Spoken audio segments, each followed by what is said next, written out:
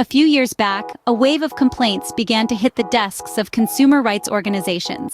Individuals from across the nation reported receiving debt collection calls from Bank of America at all hours of the day and night.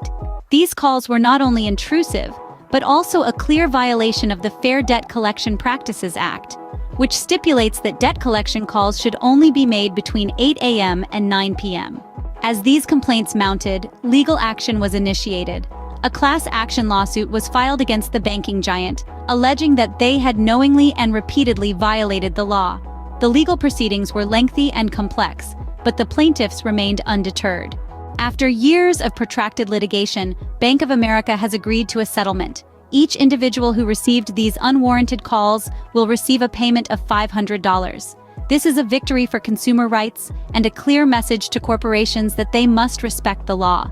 Summing up, this video has traced the timeline of the Bank of America settlement.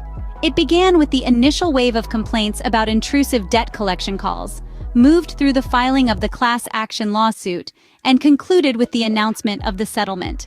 The main takeaway from this saga is that even large corporations like Bank of America are not above the law. When they violate consumers' rights, they will be held accountable. This is a victory for all those who believe in fair play and respect for the law. It reaffirms the power of collective action and the importance of standing up for one's rights. So, there you have it. A tale of corporate overreach, legal battles, and ultimately, justice.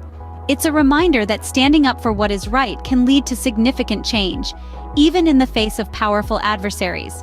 Remember, your rights matter, and no one, no matter how big or powerful, is above the law.